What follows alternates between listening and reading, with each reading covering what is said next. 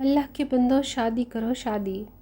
دوسری شادی کی حوصلہ شکنی کی بجائے حوصلہ افزائی کرو۔ ایک دوست نے ایک جگہ دوسری شادی کے لیے پیغام بھیجا۔ جواب ملا، پہلی بیوی اور بچوں کی موجودگی میں آپ کے دل میں ایسی کون سی حسرت رہ گئی ہے کہ آپ دوسری شادی کرنا چاہتے ہیں؟ اب آپ اندازہ کریں یہ جملے ایک شریف انسان کے لیے کس قدر تکلیف دہ اور ذہنی اذیت دینے والے جملے ہوتے ہیں۔ یہ سوال لوگوں نے کیا جو اپنی لیٹ میرج لڑکی کا رشتہ کرنا چاہتے تھے، ضرورت مند تھے۔ ایک طرف بیوہ مطلقہ کے لیے مناسب رشتوں کی تلاش کے مسائل ہیں۔ مناسب جوڑ، شریف زادوں یا سرکاری نوکری اور سٹینڈرڈ کے رشتے ملنے کی وجہ سے لڑکیاں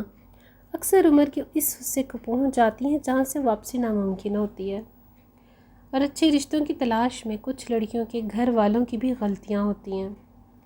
حالانکہ رزق کا ذمہ تو اللہ پاک نے لیا ہے، سرکاری اور پرائیویٹ نوکری کا اس میں کیا لینا دینا۔ رزق کا ذمہ تو بے شک اللہ پاک نے لیا ہے، کیونکہ ایمان ہم سب کا اس قدر کمزور ہو گیا ہے کہ اسباب کو نعوذ باللہ رب اور پالن ہار تصور کر لیا ہے۔ لیٹ میرج لڑکی کی زیادہ عمر یا لڑکے کی زیادہ عمر کا ہونا تقریباً ہر دوسرے گھر کی کہانی ہے، اور دوسری طرف دوسری شادی کی اتنی زیادہ حوصلہ شکنی کی جاتی ہے کہ اگر ایمان کی حفاظت کے لیے حرام کاری سے بچنے کے لیے معاشرے کی بیٹیوں اور لڑکیوں کو جو کہ کنوارے بیٹھے ہیں،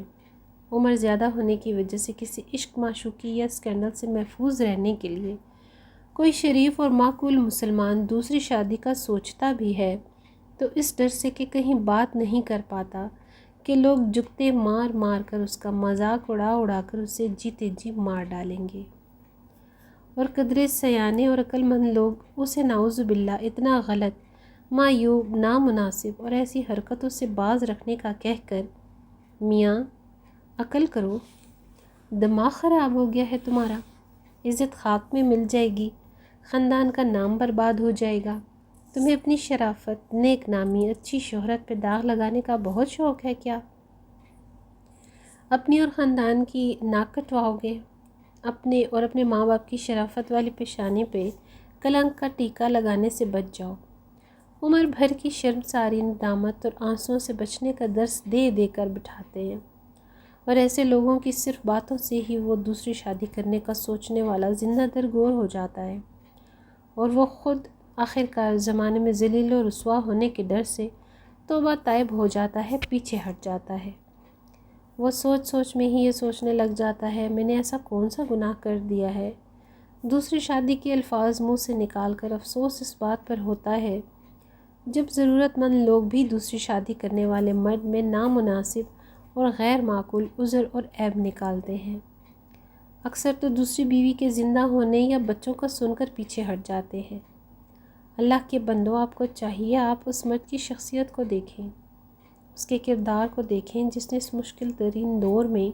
آپ کا سہارا بننے کی کوشش کی ہے،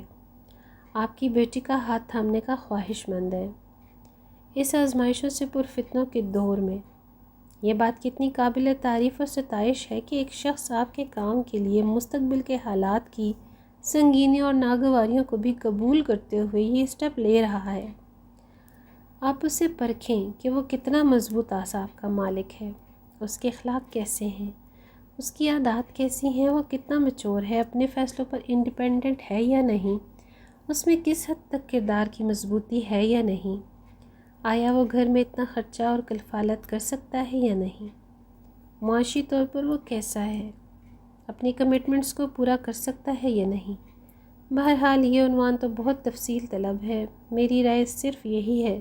کہ رشتوں کے مسائل کے حوالے سے علماء اور مفتیان کرام سے کچھ سیشن ضرور کرنے چاہیے، تاکہ ان کی باتوں کو ضرور سننا چاہیے، بہت ساری غلط فہمیوں کی اصلاح ہو سکے، اور اللہ پاک ہر مسلمان بہن، بیٹی اور بیٹے کے نیک اسباب اور نیک نصیب پیدا کرے اور سب کی مشکلات دور فرمائے، آمین۔ ویڈیو کو شیئر کرنا نہ بھولیے گا۔ اگلی ویڈیو تک اللہ حافظ۔